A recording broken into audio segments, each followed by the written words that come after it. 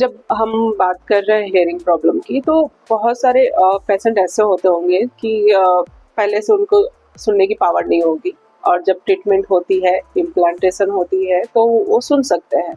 लेकिन उस टाइम में उनकी मनस्थिति और मेंटल हेल्थ कैसे काम करता है? क्या उसके लिए कोई हम काउंसलर प्रोवाइड करते हैं? क्योंकि अचानक से कोई साउंड को रिकॉग्नाइज करना, उनके माइंड कैसे वर्क कर रहा है, उस पे वो कैसे ले पा रहे हैं उस चीज को, क्योंकि एक तो साउंड, लाउड साउंड का भी इशू आ जाता होगा, जहाँ तक मैं समझ पा रही हूँ। तो उस सब पे कैसे हम काम कर पाते हैं?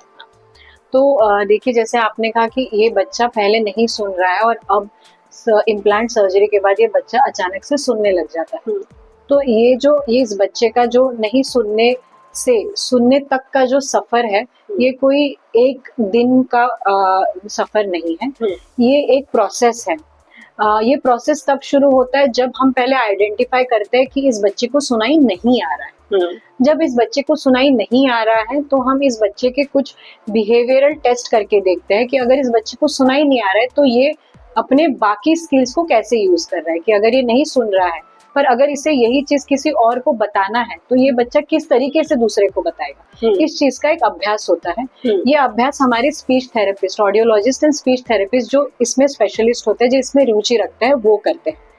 एक बार जब ये आइडेंटिफाई हो जाता है कि इसके बाकी स्किल्स कैसे काम कर रहे हैं, अब हम इस बच्चे को डायरेक्टली सर्जरी के लिए नहीं लेते। हम इस बच्चे को पहले कान का मशीन लगवाते हैं। इवन दो ये बच्चा कान के मशीन से पूरी तरह से नहीं सुन पा रहा है, तब भी इस बच्चे में हम कान का मशीन लगवाते हैं। मशीन लगवाने के बाद ये बच्चा कुछ हद तक सुनेगा। शायद बच्चा जो मैं कहूंगी या बाकी लोग जो कह रहे हैं वो नहीं सुन पाएगा, बट कुछ ना कुछ साउंड के सिग्नल उसके कान पे पहुंच रहे, कान से उसके दिमाग के ब्रेन के तरफ पहुंच रहे, ब्रेन उसको प्रोसेस करने की कोशिश कर रहा है और फिर उसके कान पे वापस भेज रहा है और फिर वो बोल पा रहा है या बोल नहीं पा रहा है। तो फिर वहां पे एक स्टेप पे यहाँ एक साउंड स्टिमुलेशन बच्चे तक पहुंच गया है। उसके बाद ये साउंड स्टिमुलेशन बच्चे को हम 1 से 1.5 महीना या 2 महीना ये चलते रहता है। इस दौरान हम बच्चे के बाकी सारे टेस्ट करते हैं ताकि कहीं भी किसी स्टेप पे बच्चे का टाइम हम जाया नहीं कर रहे। तो ये होते वक्त हम बच्चे के बाकी टेस्ट कर लेते हैं। अब जब बच्चे का एक साउंड स्टिमुलेशन हो चुका है मशीन के वजह से, अब हम इसका वैक्सीनेशन हो गया, इसकी सारी टेस्ट हो गई है, अब हम बच्चे को सर्जरी के लिए लेंगे। सर्जरी होने के बाद क्या तुरंत नेक्स्ट डे से बच्चा सुनना शुरू करता है? तो ऐसी बात नहीं होती है। सर्जरी के बाद 7वें या 8वें दिन पर हम बच्चे के लिए टाके निकालते हैं। टाके निकलवाने के बाद, स्टिचेस निकलवाने के बाद फिर हम बच्चे को धीरे धीरे एक साउंड स्टिमुलेटेड वातावरण में रखना शुरू कर देते हैं। ऐसा नहीं कि बच्चा 8वें दिन से बिल्कुल बोलना शुरू करता है। हम उसका इम्प्लांट स्विच ऑन करते हैं 8वें दिन पे और धीरे धीरे उसको साउंड स्टिमुलेटेड एनवायरनमेंट में रखना शुरू करते हैं। अब जैसे आपने कहा कि उसको सुनाई नहीं आ रहा था और अब सुनाई आ रहा है, तो क्या ये बच्चा मेंटली कंफ्यूज हो रहा है? देखिए, आपको कोई चीज पहले सुनाई नहीं आ रही थी, अब आपको ये चीज सुनने आ गई, सुनना शुरू हो गया। अब जब ये सुनने आने की क्षमता आ गई है आप में, तो आप इसका उपयोग कैसे कर पा रहे हो? आपका ब्रेन बता रहा है कि अच्छा, ये सिग्नल या फिर ये उच्चार मेरे कानों पे पड़ रहे, मेरे दिमाग पे पड़ रहे, अब मैं शायद इसका उपयोग बात करने में कर सकता हूँ। तो हमारा ब्रेन इस तरीके से प्रोसेस करता है कि अब इसका उपयोग मैं बात करने में कर सकता हूँ। तो ब्रेन इस चीज को कंफ्यूजन के तरीके से नहीं लेता है, ब्रेन इस चीज को पॉजिटिवली लेता है कि इसका उपयोग मुझे कहीं हो रहा है।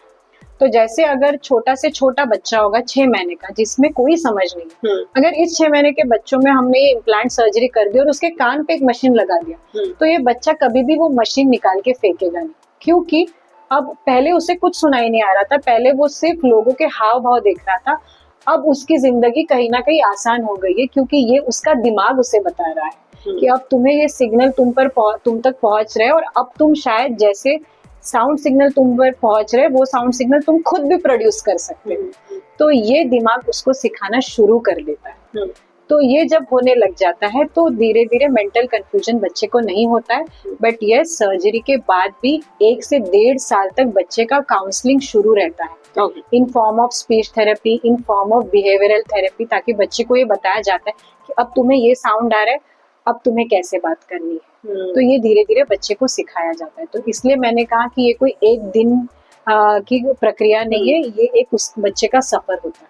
हाँ, मतलब बहुत सारे लोग इस चीज में होंगे, यस, और सोच भी रहे होंगे। हाँ, तो और इसमें बहुत ज्यादा इन्वॉल्वमेंट या कंट्रीब्यूशन पेरेंट्स की होती है। ऐसा नहीं है मैंने सर्जन कहकर एज एन ईएनटी सर्जन मेरा काम कर दिया है बच्चे का ऑपरेशन करके, बट ऑपरेशन के बाद एक्चुअल बच्चे का सफर शुरू होता है जब बच्चे को स्पीच थेरेपी देती है। वो स्पीच थेरेपी माँ और पिताजी माताजी सीखना पड़ता है पेरेंट्स को, और वही स्पीच थेरेपी उन्हें घर पे भी बच्चे को देनी पड़ती है। तो ये एक लॉन्ग टर्म एंगेजमेंट होता है बच्चे के साथ, उसके फैमिली का।